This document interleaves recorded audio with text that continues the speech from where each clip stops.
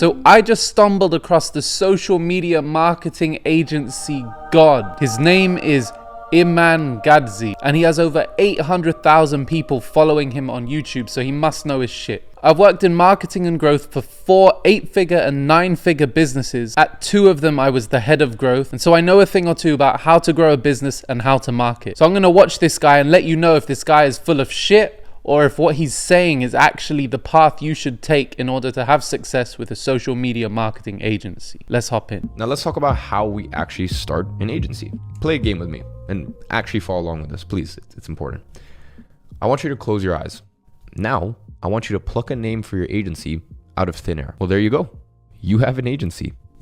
And don't listen to anyone who tells you that starting an agency is any more complex than what you just did. I mean, it's a lot more complex than what we just did, right? Let me make this abundantly clear.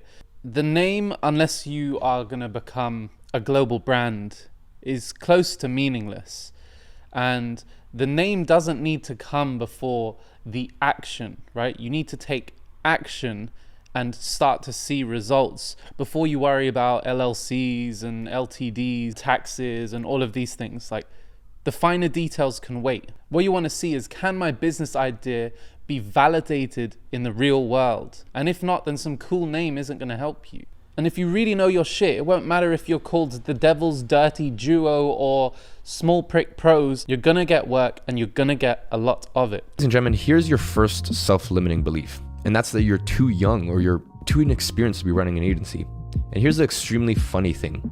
Most agency owners start their agencies after years of offering their services in-house, or more likely, working for another agency. And do you know the first people they hire? It's young, inexperienced workers who've never delivered a service before in their lives. I'm not in the business of hiring super junior people who don't know what they're doing and paying them peanuts. I prefer to work with people that are extraordinary at what they do and pay them through the teeth. Even if I was hiring super green, super junior people to come and work at my agency, I'd be doing it knowing that I'd upskill them over time and gradually expose them to the clients. I'm not just gonna go, oh yeah, you have no experience whatsoever. Okay, sweet. Come and work for me, and I'm gonna have you work with a client that is paying me 10K a month. Yeah, you don't know anything, just like, run with it, figure it out. Why the fuck would I do that? If I have any integrity, I would not want to expose my clients to that lack of skill. When you're charging people for a service, you need to be able to back it up. You have to have a skill set that demands that level of pay. So if you're asking for 10K a month, you better be making the business significantly more than that.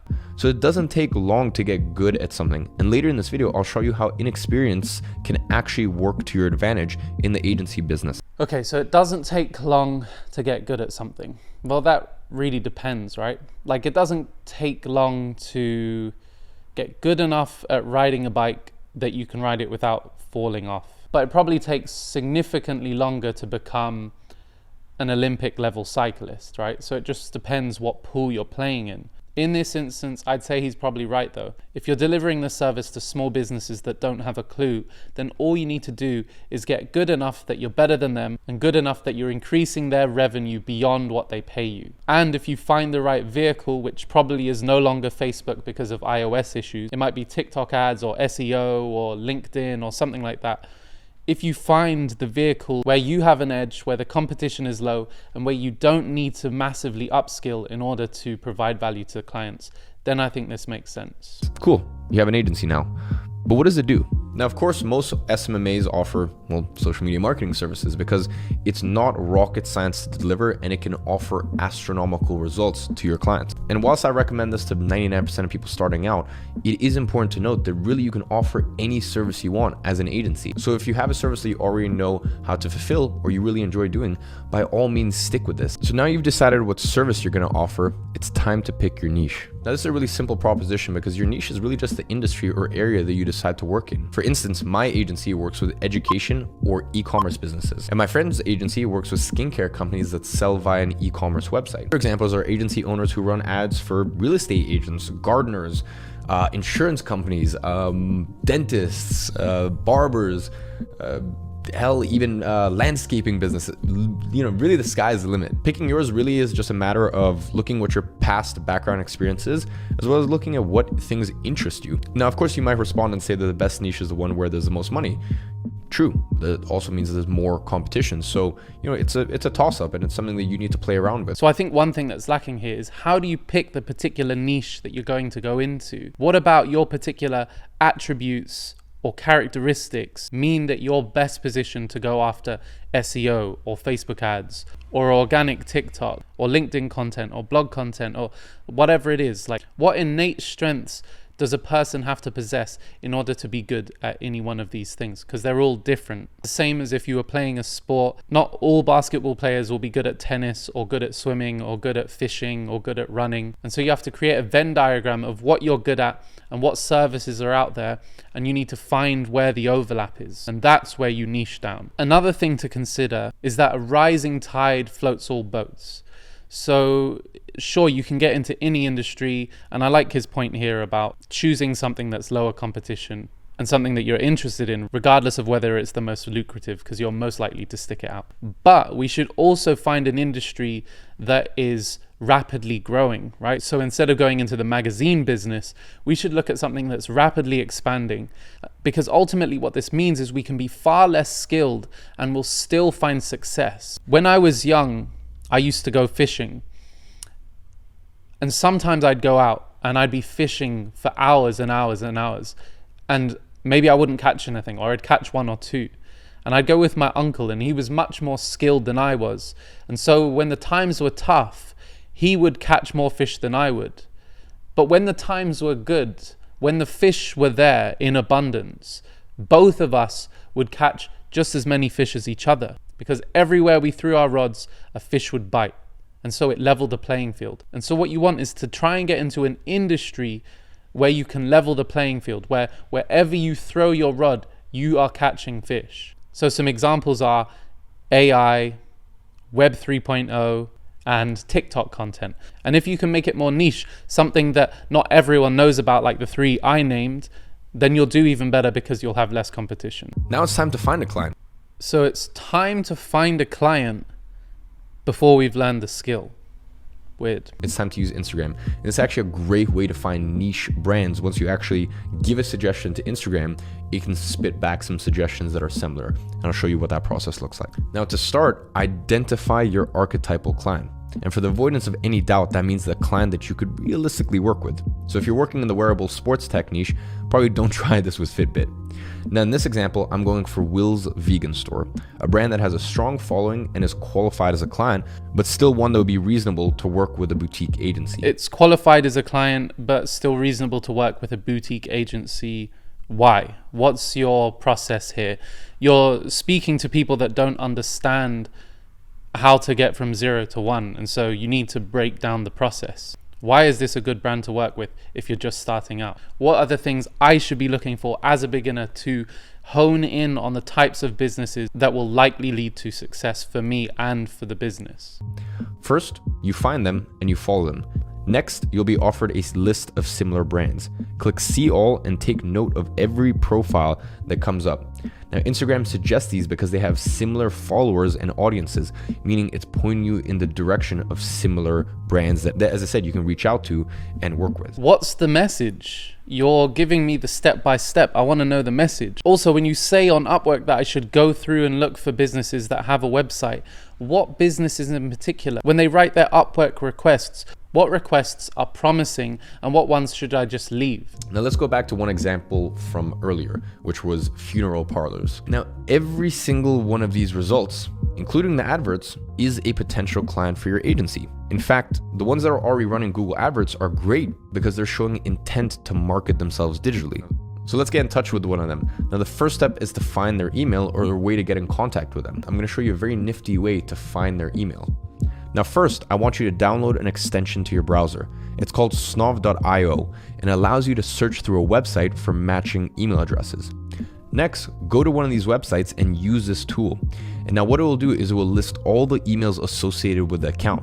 Now once you have these, cross-reference these email addresses with the LinkedIn accounts of the company and find out who is the decision maker or the best person to speak to regarding their marketing. Now signing a client is really a two-step process. First, you have to reach out to them, get their attention, and get them to a meeting with you. Second, you have to convince them that they will benefit from your service. Now let's take a look at an example of outreach. Now I'm sending this to the funeral service plan provider. I'll walk you through each step of this email so you can understand the language and techniques I've used. Now first, the subject line uses something called a pattern interrupt. It's all in lowercase and suggests we've had a previous conversation. Now this will make Jackie more likely to open my email. Next, I use an icebreaker, a compliment or a joke to endear them towards me. Imagine being the director of a funeral home. Maybe you're like 50 and a 25-year-old takes a look at your shitty website and says, I'm thinking about funeral plans for myself now. It just reeks of fakeness and ass kissing. Don't do this.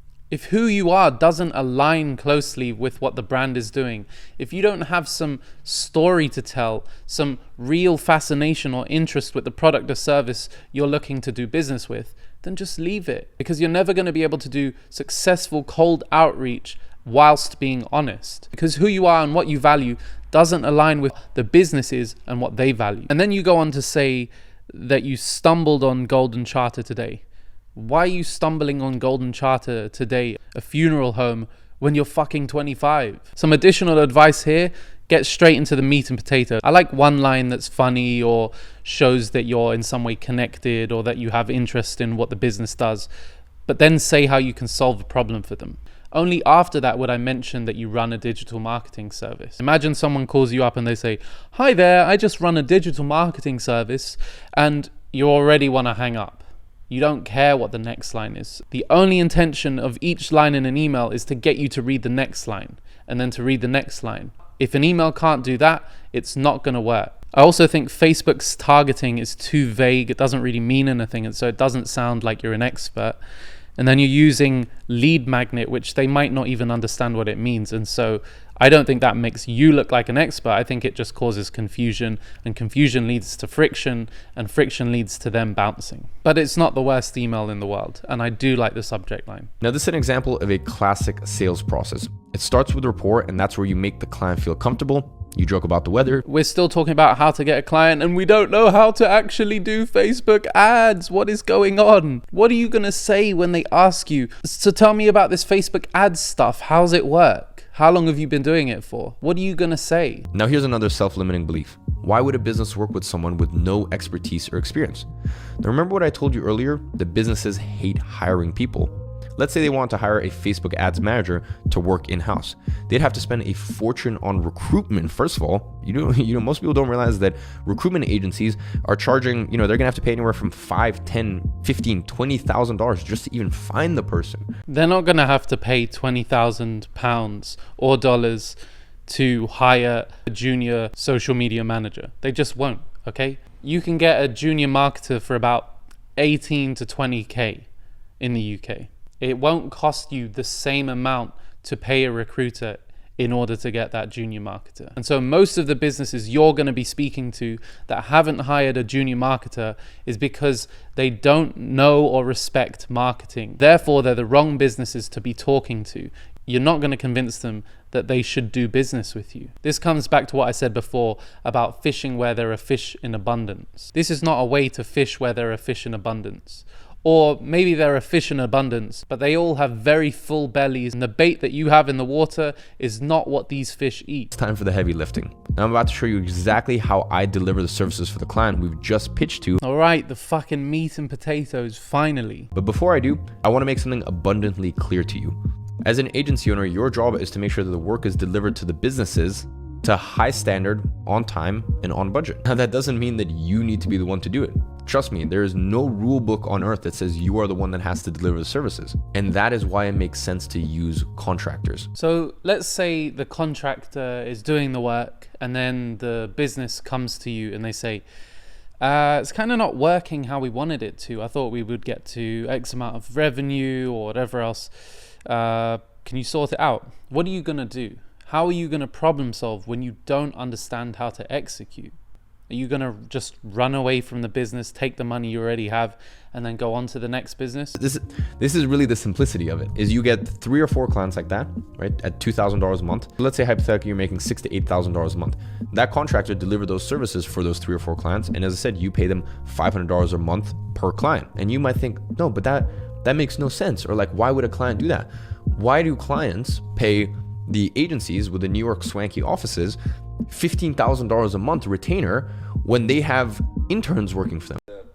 The interns are taught, they're educated, and usually they're not exposed to the most important clients. And if they are, it's in tiny increments where as they become more skilled, they gain more exposure. But until they level up their skill set and can deliver high quality for the businesses they're working with, they don't get exposed to the 15K retainers. I really just fucking hate this so much. All these internet gurus that tell you to just sell stuff even though you have no skills. It's extraordinarily low integrity. If you want to create a really successful business, you have to create value in the marketplace. And the only way to do that in the short term is to develop skills. That's it. There are massive issues with tracking through Facebook now, thanks to iOS. And Android is going to move in a similar direction, which is going to make tracking even harder.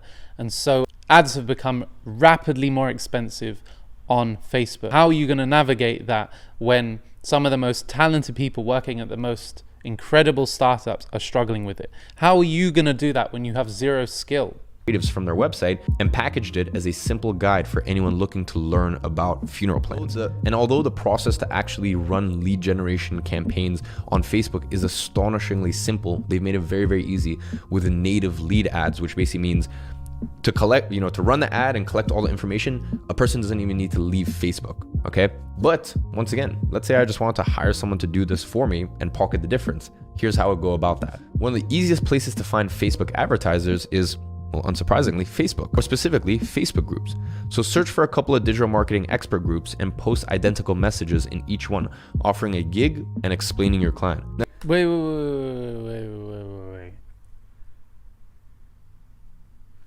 How do I run an agency?